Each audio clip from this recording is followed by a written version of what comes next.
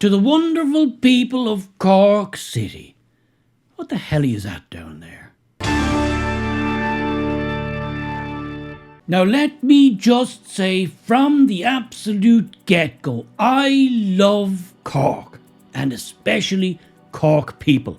A more warm, generous and friendly bunch of people you could not find on these isles. And if you haven't had the pleasure of having a beautiful Cork damsel whispering sweet nothings in your ear with that delectable lilting Cork accent, my dear boy, you haven't lived. But when it comes to the matter of electing city councillors, and especially the higher echelons of the council chambers, something I'm afraid has gone very, very wrong. Well, I must admit, it did take me a little while to get over the shenanigans last August when Cork City Council thought it right and fitting to celebrate Pakistan and their National Day in the City Council chambers, where they ran the Pakistan national flag on the main flagpole outside City Council buildings, where only the Irish tricolour should ever be flown. But not content with that, they then held a civic ceremony in the council chambers, presided over by Lord Mayor of Cork City, Kieran McCarthy. This is him here. So what do you have to say about yourself with the library and making up those lies that you said we shut the library? Oh, I've been waiting for this. Oh, so yes, so what's your answer? Oh, what a beautiful morning. Oh, what a beautiful day. I got a beautiful feeling. Everything's going my... Everything's going my... For God's sake, please make it stop.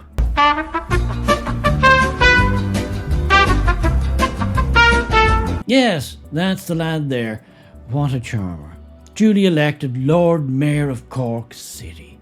Well, he presided over the civil ceremonies in the Cork chambers, where they had a big, bold and brash national flag of Pakistan fully decked out as a backdrop to the chair. And then off to one side, a tiny little Irish tricolour, flown upside down.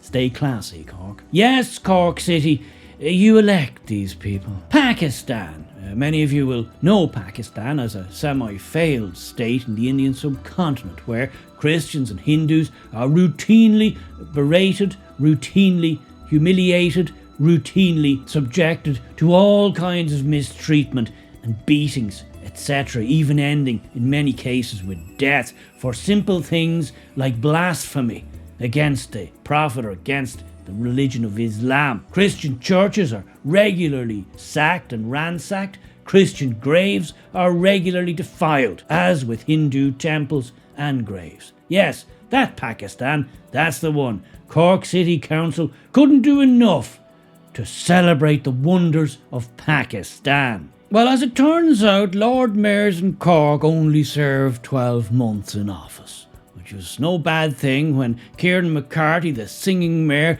got gated. In came Councillor Dan Boyle, and I thought, well, things couldn't possibly get any worse. And then I realised that Councillor Dan Boyle was a member of the Green Party.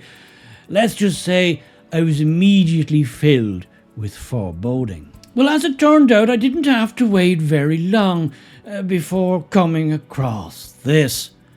Now, when I first saw this photograph, I naturally assumed that the Lord Mayor of Cork had been invited to be a guest adjudicator at a small penis competition. Well, I've seen the uncensored version of this photograph, and any right-thinking person would have drawn exactly the same conclusion, I assure you. But on this occasion, I was mistaken.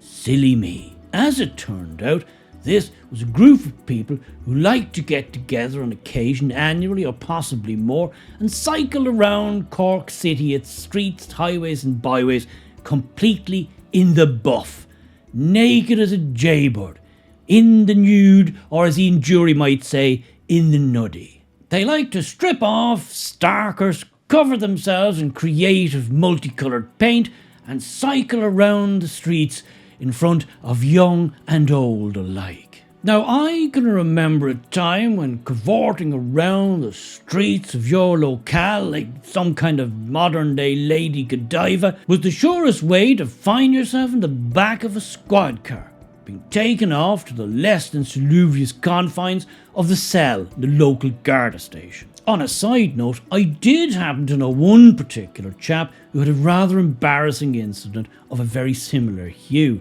as he later told me after the events. One minute he was in O'Leary's pub having a feed of pints. Then he was making his way home when his clothes accidentally fell off. Next thing, before he knew where he was in the back of a squad car, getting a severe bollocking from Sergeant Dunlee. It was all most embarrassing, and his poor mother was mortified. She couldn't go to Mass for about 3 weeks after it, but thankfully the parish priest came round to the house and sorted her out personally. That doesn't sound right. Make sure we edit that out. Thankfully, there was no long-term effects of that unfortunate incident. He's now a rather successful barrister. But back to Cork City's duly elected Lord Mayor. Let's just say people weren't impressed with many calls for him to resign his position, but he defended himself and is still clinging on. Some suggested he should step aside and pass the chain of office over to the Deputy Lord Mayor of Cork City. But who is the Deputy Lord Mayor of Cork City? Why, it's this chap here. Meet Honora Camegny. He came to Ireland as an asylum seeker from the Cameroons, fleeing war and persecution. What? There's no war, is there? Why am I not surprised? Anyway, he fetched up here, claimed asylum and got asylum. And on getting elected to Cork City Council for the very first time, he was immediately promoted to Deputy Lord Mayor. But what do we know of this man, apart from his background from Cameroon? Well, this. You campaigned hard for a yes vote. Come on the Green Party. Come on the Green Party. Come on the Is Green that right? Party. The best party. How do you feel about your loss today, Mr. Camegny? Come on the Green Party. The best party in Ireland. You support running the referendum again, Mr. Camegny? The best party in Ireland. Have you anything else to say? Mr. Camegny, have you anything else to say? Green Party, the best party in Ireland. How do you think you're going to do in the local elections? The Green Party, the best party in Ireland. Yeah? Well, I'm sure you'll agree he's a very erudite man. He's a very well-spoken man. He's quite clearly a man who thinks deeply about the questions of our age. Is it any wonder that on immediately getting elected, he was immediately propelled to the second highest office in the council chambers? A man with such a range of verbosity. Or it could be that he's black. You can make your own minds up about that. I know I have. So I asked the question again to my good dear friends down in Cork City.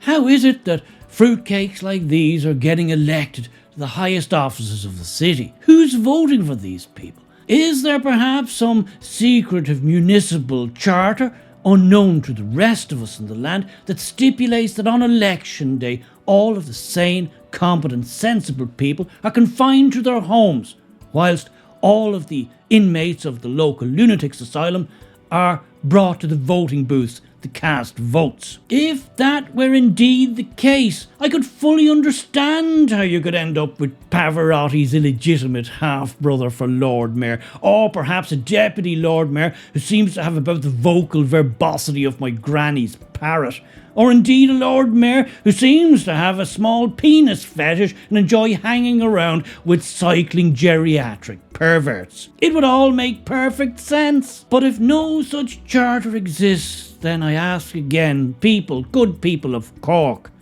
why are you electing these people?